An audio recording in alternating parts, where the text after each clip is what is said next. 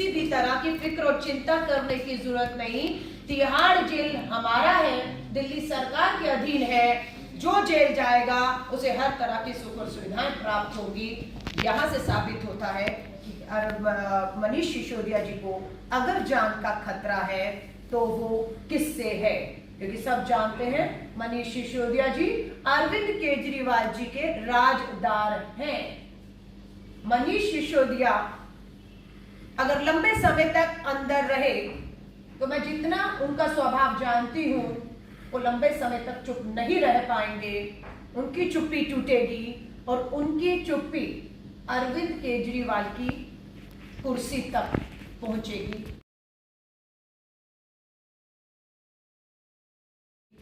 क्यों? क्योंकि आपका नीति शराब नीति को लेकर जो भी फैसले हो रहे थे वो दिल्ली के मुख्यमंत्री की जानकारी में हो रहे थे, उनकी इजाजत से हो रहे थे, उनकी देखरेख में हो रहे थे।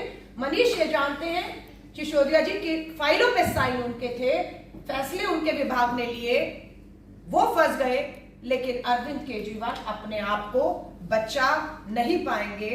मुझे ये पूरा भरोसा है, क्योंकि ईडी की सप्लीमेंट्री चार्जशीट में भी अरविंद केजरीवाल जी को आरोपी बताते हुए उम्मीद की जा रही है कि अगले कुछ समय में उनसे भी पूछताछ हो सकती है। मैं अब आपको दिल्ली के भ्रष्टाचार पे आम आदमी पार्टी को पूरी तरह तथ्य और सबूतों नामों के साथ बेनकाब करने के बाद पंजाब लेकर चलती हूं। पंजाब के हालात बहुत ही गंभीर और चिंताजनक हो रहे हैं।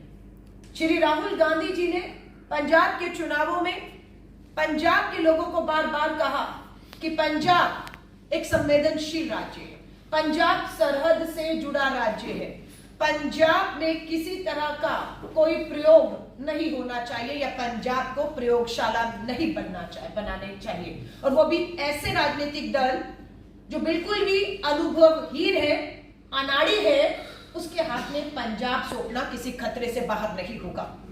आज श्री राहुल गांधी जी के एक कथन पंजाब की जमीन पर सच साबित हो रहे हैं। ये दुख के साथ मुझे कहना पड़ रहा। पंजाब की सरकार बनते ही सबसे पहला हमला हुआ, राष्ट्रीय कबड्डी खिलाड़ी संदीप सिंह नागल की हत्या होती है 7 अप्रैल को। इस हत्या के बाद अभी आपने देखा सिद्धू मूसेवाला, एक युवा कलाकार की दिन दहाड़े सरेआम हत्या होती है और उस हत्या की साजिश भी दिल्ली सरकार के अधीन तिहाड़ जेल में बैठकर साजिश होती है। आज सिद्धू मूसेवाला जी के परिवार पंजाब की विधानसभा के बाहर बैठकर अपने बेटे की हत्या के जो दोषी हैं उन्हें सजा देने की और न्याय की मांग कर रहा है। पूरी कांग्रेस पंजाब की सिद्धू मूसेवाला जी के माता पिता के साथ पंजाब विधानसभा के बाहर उन्हें न्याय देने की बात कर रही है। सिद्धू मूसेवाला जी की सुरक्षा में कमी और कटौती बिना सोचे समझे पंजाब सरकार के फैसले ने उन्हें मौत के मुंह में पहुंचाया। और वहीं पर खबर मिलती है कि पंजाब के मुख्यमंत्री की पत्नी को उनकी सुरक्षा को बढ़ाते हुए 40 पुलिस वाले भगवंत मान की पत्नी की सुरक्षा में बढ़ा दिए गए हैं। सुधीर सूरी शिवसेना के नेता अमृतसर में 4 नवंबर को दिन दहाड़े उन्हें गोलियों से उनकी हत्या की जाती है। श्री आनंदपुर साहिब में एक एनआरआई युवक जो एक सेना सोल्जर, हमारे जो सिपाही है सोल्जर है, परिवार से, सेना परिवार से आते हैं, प्रदीप सिंह, 8 मार्च को उनकी भी श्री अनंतपुर साहब में दिन दहाड़े हत्या कर दी जाती है। अजनाला के अमृतसर में अमृतपाल सिंह अपने लोगों के साथ हथियारबंद तरीके से थानों में अंदर तक घुसते हैं और धमकी देते हैं कि अमृतपाल सिंह और जिनके भी खिलाफ एफआईआर हुई है उसे वापस लिया जाए। चिंता की बात है, अमृतसर एसपी झुकते हैं और उनके खिलाफ एफआईआर वापस ली जाती है और उन्हें रिहा करते हैं। यानी कि दिखता है कि पंजाब की पुलिस ने और सरकार ने पंजाब में पनप रहे, दोबारा से सर उठा रहे आतंकवाद के सामने घुटने टेक दिए हैं। कांग्रेस को चिंता इसलिए भी है क्योंकि पंजाब का वो दौर, आतंकवाद का दौर कांग्रेस ने देखा ही नहीं। कुर्बानियां देकर तब के मुख्यमंत्री बयान सिंह जी की कुर्बानियों के बाद वहां शांति बहाल हुई और आज उस शांति को एक बार फिर से चुनौती मिल रही है। आप सभी से मैं कहूंगी, भ्रष्टाचार का मामला भी पंजाब में अगर मैं आपको बताऊं, विजय सिंगला पंजाब के ही स्वास्थ्य मंत्री 1% कमीशनखोरी में पाए जाते हैं। सीबीआई को गिरफ्तार करती है, जेल भेजती है, लेकिन आम आदमी पार्टी में अभी भी इनका कद बना हुआ है। आम आदमी पार्टी के अमित रतन 5 लाख की रिश्वत लेते हुए पकड़े गए हैं। ये लगातार भ्रष्टाचार के मामले में कहूं या पंजाब में चरमराती कानून व्यवस्था कहूं, हत्यार कहूं, जिस तरीके से पैर फंसा रही है, ये हम सबके लिए बेहद चिंता का विषय जो है वो बना हुआ है। बात उठ रही है विपक्षी एकता कहां है। मैं हर एक को कहूंगी, किसी भी धोखे में मत रहें। जो अपने आप को विपक्षी बता रहे हैं वो कितने विपक्ष में हैं ये आप और हम साफ देख रहे हैं। हमारा मानना है कि कन्याकुमारी से कश्मीर तक 4000 किलोमीटर भारत जोड़ो यात्रा ने एक बार फिर साबित किया है कि पूरे देश में राष्ट्रीय स्तर पर अगर कोई सबसे मजबूत विपक्ष एक खड़ा है आज भाजपा की तानाशाह सरकार के खिलाफ, तो उस एक राष्ट्रीय मजबूत विपक्ष का नाम है भारतीय राष्ट्रीय कांग्रेस और उनके नेता का नाम है श्री राहुल गांधी, जो किसी तरह के भी किसी भी दबाव में नहीं आ रहे हैं। मल्लिकार्जुन खड़गे साहब भी पूरी ताकत बनकर भाजपा की इस तानाशाह सरकार और उनका द्वारा संवैधानिक संस्थाओं के दुरुपयोग पर लगातार अपनी आवाज को उठा रहे हैं। कर्नाटका में कमीशनखोर बोम्मई सरकार का विधायक का बेटा 40 लाख रुपए की रिश्वत लेते हुए पकड़ा गया। 8 करोड़ कैश पकड़ा गया। ईडी वहां नहीं जाने दी जाती। किसके द्वारा? केंद्र की भाजपा सरकार द्वारा। किसी भी भाजपा नेता या वो नेता जो भ्रष्टाचार में पकड़े गए लेकिन भाजपा में शामिल हो गए, इन दोनों लोगों के खिलाफ पिछले 9 सालों में आपने कहीं भी कोई भी कार्रवाई होते हुए नहीं देखा होगा।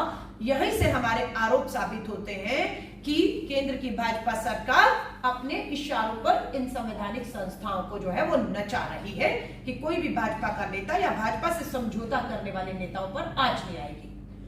कांग्रेस की अगर बात करूं तो यहां पर फिर पक्षपात बिल्कुल किया जा रहा है। 9 साल से केंद्र में भाजपा की सरकार है। आज कांग्रेस गर्व से इस बात को दोहराती है। 9 साल देश पूछ रहा है केंद्र की भाजपा सरकार और प्रधानमंत्री जी से, 9 साल कम नहीं होते। 9 साल से आप सत्ता में हैं। देश के पूर्व प्रधानमंत्री जी डॉक्टर मनमोहन सिंह जी आज हमारे बीच में हैं, बिल्कुल उनका आशीर्वाद है। कोलगेट 2G 3G हर तरह के आरोप लगाए, लेकिन गर्व से कहते हैं कि डॉक्टर मनमोहन सिंह जी हो, उनके जितने भी पूर्व केंद्रीय मंत्री हो, उनकी सरकार में रहे सांसद हो, किसी एक पे भी केंद्र की भाजपा सरकार 9 सालों में एक भी आरोप साबित नहीं कर पाई।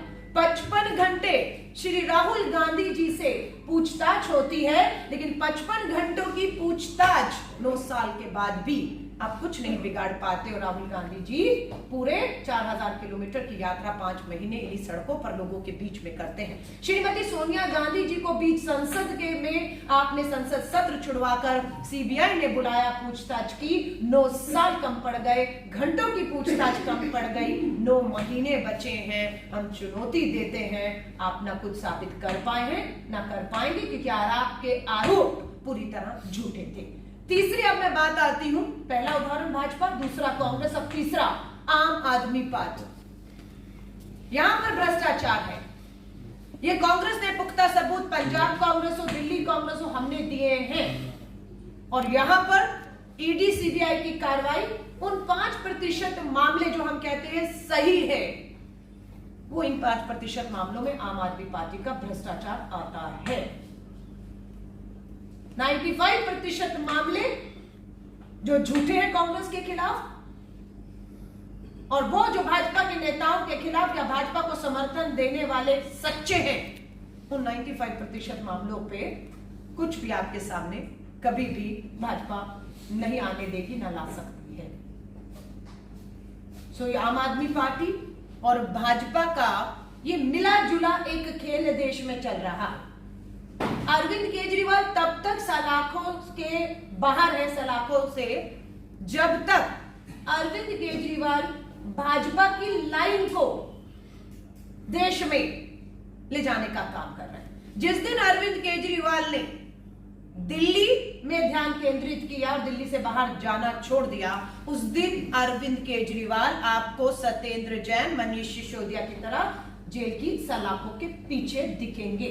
आम आदमी पार्टी के मुख्यमंत्री और प्रधानमंत्री का यही समझौता है आपस में कि आप देश भर में जो भाजपा के खिलाफ वोट है उसे बांटने का काम आम आदमी पार्टी ने गुजरात में किया, गोवा में किया, उत्तराखंड में किया, और अब जिन राज्यों में चुनाव है वहां पर भी जब तक आम आदमी पार्टी भाजपा की बी टीम बनकर ये काम करती रहेगी तब तक ही अरविंद केजरीवाल बचे रहेंगे। जिस दिन अरविंद केजरीवाल ने ये काम करना बंद कर दिया, उस दिन अरविंद केजरीवाल जेल की सलाखों के पीछे होंगे। तो मैं आप सभी पत्रकार साथियों के अब जो भी सवाल है उसका स्वागत करता हूं। क्या बीआरएस को लेकर भी आपकी यही राय है? क्योंकि आज कविता कौशिक, कविता और उनकी बेटी है कविता, उन्होंने कहा